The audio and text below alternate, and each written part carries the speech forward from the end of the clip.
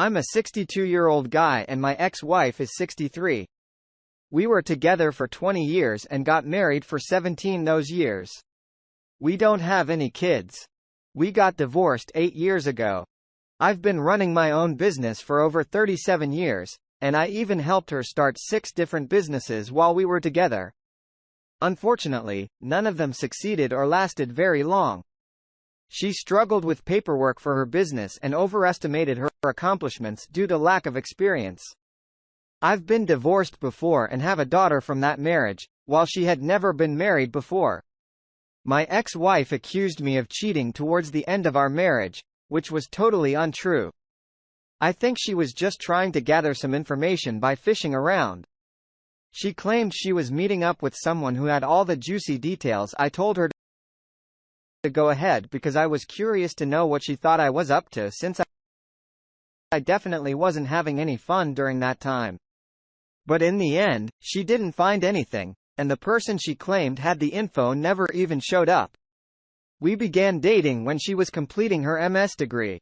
I helped her pay off all her school loans.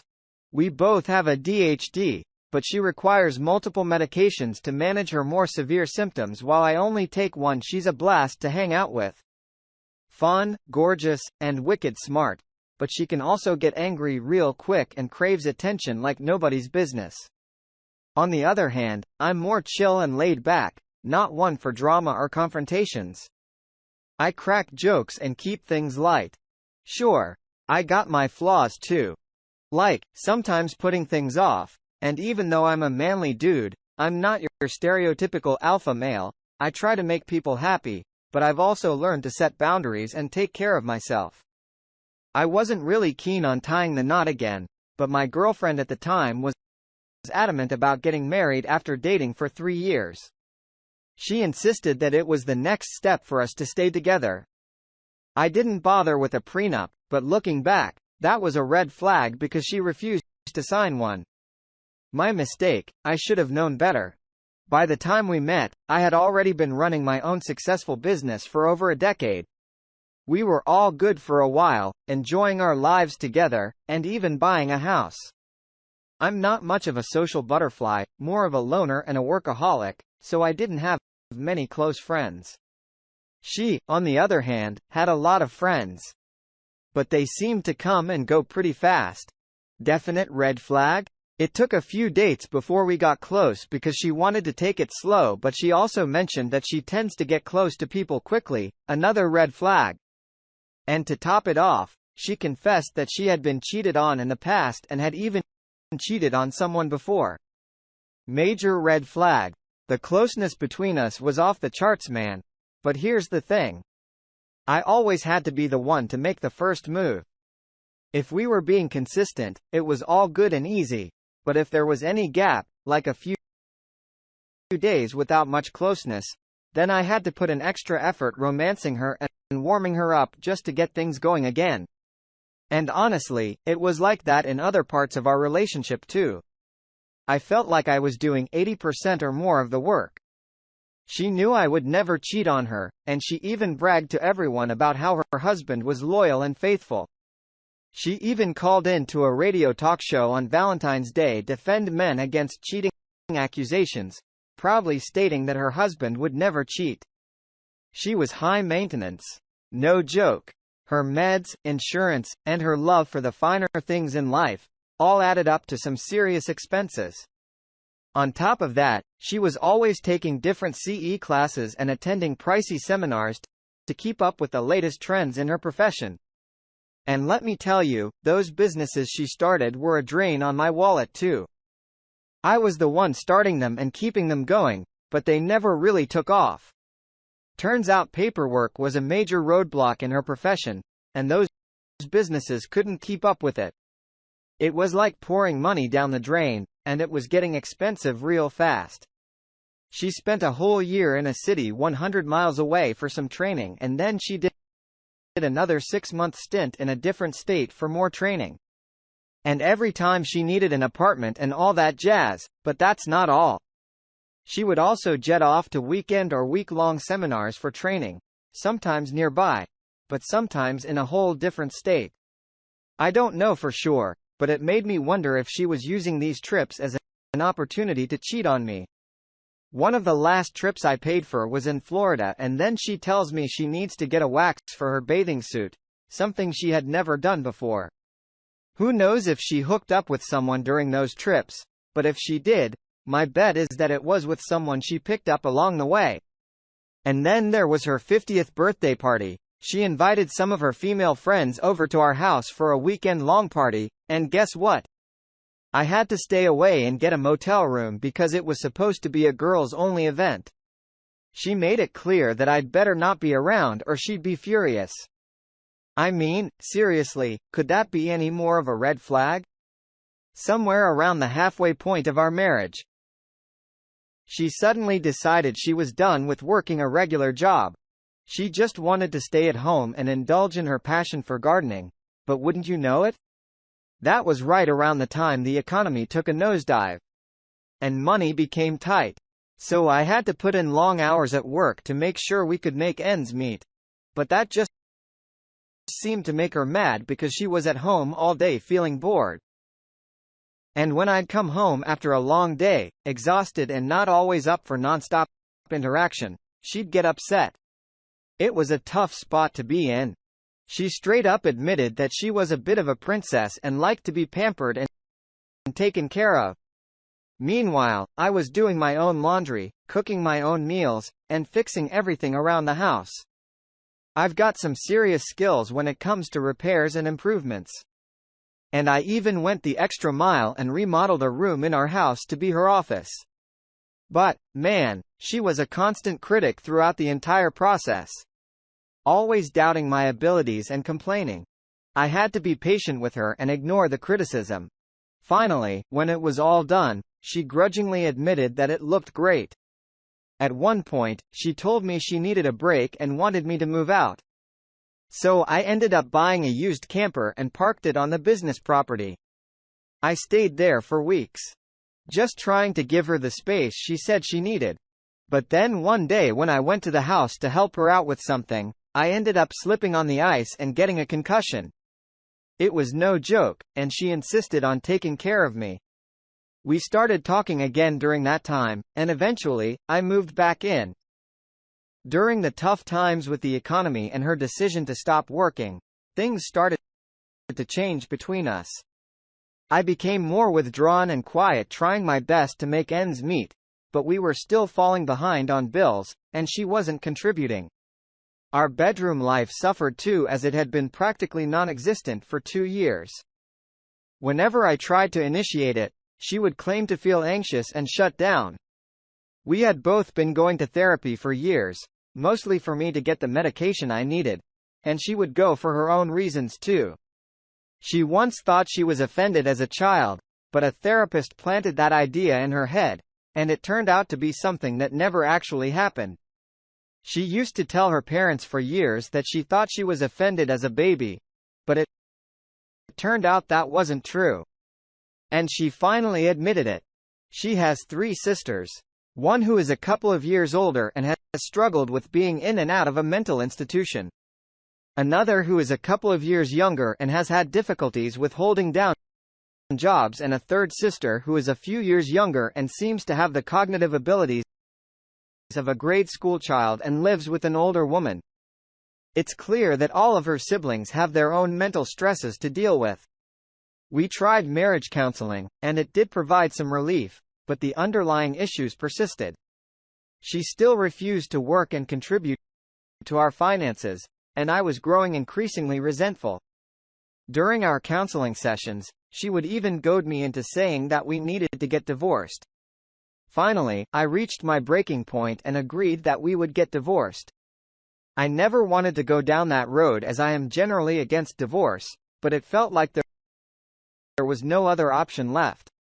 Looking back, I can see that I unfairly accepted blame for many of her accusations, because I was hurting and trying to avoid conflict. She had a way of twisting things around and making almost anything negative my fault. I'm the kind of person who believes in taking responsibility for my actions and deeds, but with her, I ended up shouldering the blame too easily, even when it wasn't really my fault. I did stand up for myself occasionally, but I realized I should have done it more often. I let myself be pushed around too much. Little did I know that she was already planning ahead and setting up the perfect conditions to get the most out of our divorce. If only I had discovered a forum about cheating during that time, things might have been different. I didn't handle the divorce well, and she intentionally stopped working for the last year of our marriage, claiming mental incapacity just so she could get the best possible settlement. It was all a strategic move to maximize her alimony. It's frustrating to realize how she manipulated the situation to her advantage. Living in a no-fault state, her affair didn't impact the divorce proceedings. However, I ended up having to pay her a significant amount, which the accountant claimed was only half of what it used to cost to live with her on a monthly basis, but it still stings every month and eats into my retirement savings. And any potential savings I could have had. It's a constant reminder of the financial burden and emotional toll of the divorce. Around 15 years into our marriage, we reached a point where we were sleeping in separate rooms and had our own separate landlines and cell phones. She claimed she needed a separate landline for one of her imaginary businesses. One night, a phone rang, and I went to the living room to answer it, thinking it was an emergency call. In my sleepy and confused state, I accidentally picked up one of her landline phones and overheard her and her affair partner having a phone affair. I was completely stunned and slowly put the phone back down, feeling a mix of shock and betrayal. I retreated to my room trying to process what I had just heard and figure out what to do next. I was so tempted to burst into her room and confront her right then and there when I overheard her having a phone affair with her AP. But instead, I had this crazy idea to try to record the calls for proof. I couldn't sleep that night or for many nights after that. I rigged up a record on her landline, but it made a click sound when you picked up the receiver. So she quickly caught on and started using her cell phone exclusively. At that time, I had no idea about hidden cameras, voice-activated recorders, VRs, or cell phone apps for tracking and listening. She must have heard the click on her landline and figured out what I was doing, so she stopped using it altogether and only used her cell phone from then on. A few days after the phone affair, I was using her Mac to try to open a storage drive that wouldn't work on my PC. She was out for a walk at the time, but when I lifted the lid, boom! There was an unclothed picture of her that popped up on the screen. I couldn't believe my eyes. As I started digging deeper, I realized that she and her affair partner were sending these kinds of pictures back and forth. It was a slap in the face because during our marriage, I'd asked her multiple times to take an unclothed picture of her, and she always flatly refused, saying she would never allow that kind of picture to be taken of her. I couldn't believe what I found on our laptop, so I decided to take it to work and download all the pictures and emails as evidence. When I got back home, I handed her the laptop pretending she had misplaced it somewhere like she often did with her keys due to her ADHD. But when I told her I found the pics, she became furious, accusing me of invading her privacy on a laptop that I had actually purchased for her. She threatened that she was going to get me for it. Then she asked if I had made copies of anything, and I played dumb pretending I didn't know how to on a MacBook. She demanded that I hand over anything I had copied. It was a tense and confrontational moment, and I could see her true colors shining through in her angry and manipulative behavior. After she finally calmed down from her rage, I couldn't hold back my questions any longer. I asked her how she could send those pictures to someone when she had adamantly refused to let me take one for years. Her response was "Kala," saying it was none of my business. I then asked her directly if she was having a relationship with AP, and she brazenly admitted to it. I was devastated. I reminded her that she had sworn never to cheat on me. And yet here she was breaking her promises and betraying our marriage. She insisted that she wasn't cheating, but when I asked her what she called sending those explicit pictures to AP, she had no answer. I was furious and kept pressing her on how she could send such pictures over the internet. knowing they could easily be shared or pirated after refusing to let me take a single picture of her for so many years. She refused to answer, evading my questions. Then out of nowhere, she accused me of cheating first, claiming that I had been watching movies after we stopped being close over 2 years ago. I was taken aback by her deflection and attempts to shift the blame onto me. It felt like she was grasping at straws to justify her own actions. I tried to explain to her that watching X movies was not the same as having an affair with someone. I asked her to imagine if we asked each of our parents which they would consider worse.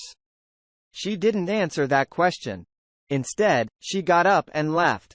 Later, I found out that she went to a neighbor and accused me of threatening to be physically offensive, which was completely untrue.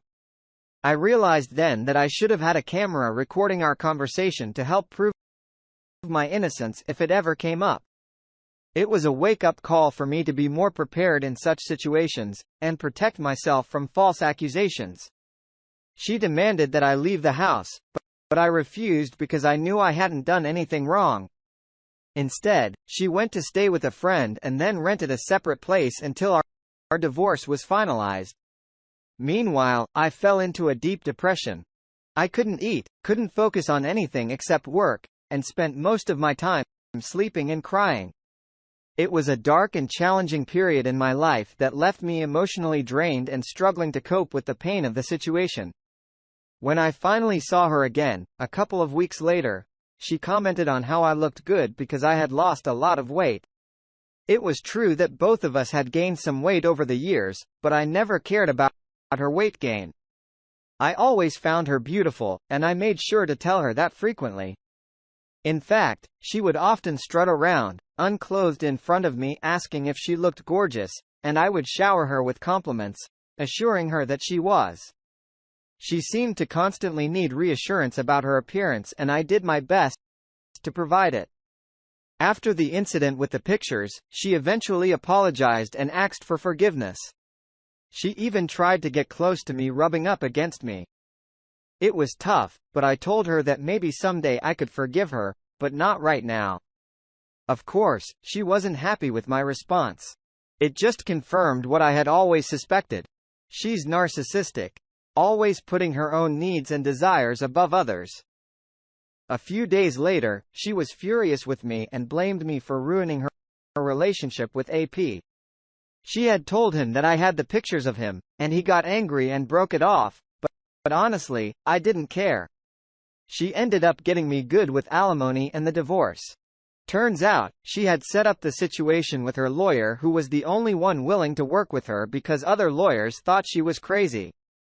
I managed to keep my business, but I had to refinance the house in my name and settle considerable outstanding bills, including paying for her lawyer. Now she can go and try to find a sugar daddy. If she can, I must have been one of the very few men who had the patience and naivete to put up with her for the long haul. She knows better than to try and come back. There's absolutely no way I would take her back after everything she's done. She saw the look on my face when I met my ex-wife's new fiancé while picking up my daughter from her. Later, she had the nerve to ask me what I was thinking when I turned away and put my daughter's suitcase in the car.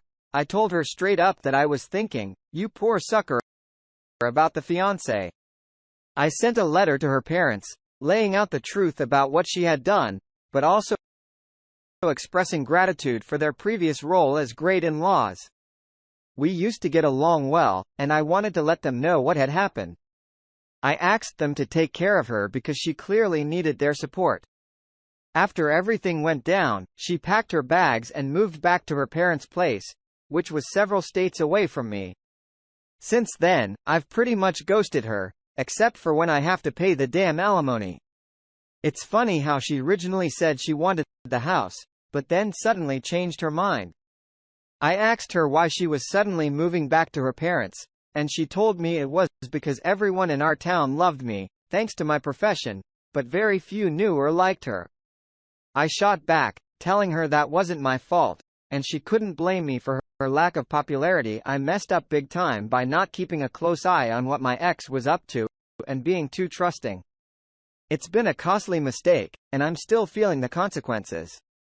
Lesson learned: if you notice your relationship taking a turn for the worse, pay attention. You don't want to end up getting screwed like I did. My advice to everyone is to seriously consider getting a prenup for the sake of both partners. It's better to be safe than sorry. I'm in a much better place now. I'm not actively dating, but I have female friends that I hang out with and enjoy spending time with. I'm content with doing what I want, when I want, and it makes me really happy. My psychiatrist initially thought I should start dating and push me towards it. But now he says I'm the happiest he's seen me in years and encourages me to keep doing what I'm doing after the divorce. She packed her bags and moved 3 states away close to her family, and I insisted on no contact between us. She wanted to stay friends, but I declined. I don't want to be taken advantage of, and I see no reason to continue being in. I put up with it for years, but I don't trust her anymore. I have zero interest in knowing what she's up to or who she's with. It looks like she's blocked me on all social media, but I haven't bothered blocking her because I simply don't care if she sees what I do. I'm only active on Facebook and Twitter. I hardly post on FB, maybe 2 or 3 times a year at most, just to keep up with my nieces, nephews, and their families. I have a feeling she blocked me on social media because my psychiatrist knows I worry about what would happen to her bank account if something were to happen to her. Her sisters might keep it open just to ensure my support payments keep coming in automatically. I know them well enough to suspect that.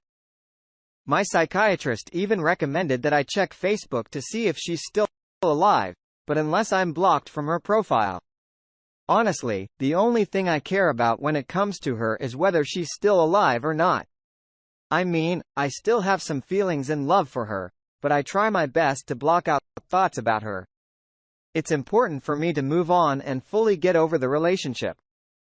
I'm pretty sure she's already found someone else. Maybe even 2 or more guys. It's not surprising considering how attractive she is and how outgoing her personality is. She's always been good at attracting attention from men. She's probably looking for someone to help support her because my monthly payments alone aren't enough to maintain the lifestyle she's accustomed to. She's brought up in the past how she wants to live like one of her widowed aunts, who used to party a lot, wear mini skirts, and drive a flashy green Jaguar. It might be tough for her to find a lasting relationship. And as I mentioned before, she didn't tie the knot until she met me. She had a few long-term relationships in the past that never led to marriage. From what I gather, most of them fizzled out because she got bored or was always on the lookout for something better, or maybe those men figured out her true nature and decided to keep their distance. She mentioned to me before the divorce that her father advised her to try and work things out with me because it would be difficult for her to find a partner who was as reliable, caring, and patient as I was. Especially all combined, she's always struggled with maintaining long-term friendships. Many people who started out as friends with her have told me that it was often a completely one-sided friendship, with her being the center of attention. It was similar to our relationship. We didn't have many couple friends because after spending time with them a few times, they would fade away. And some even mentioned to me that they felt uncomfortable around my wife. After pouring out all of this, it might seem like I'm blaming her entirely for the breakdown of our marriage and divorce, but that's not entirely true. I had also had my own issues, like working too much and constantly carrying my work with me mentally. I slowly developed resentment because she wouldn't work, and seemed to lose all ambition for a career. Despite my patience, some of her erratic behavior has worn me down over the years.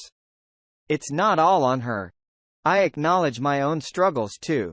By the way, my clients have noticed that in the year following my divorce, I seem less stressed, and I smile and joke more.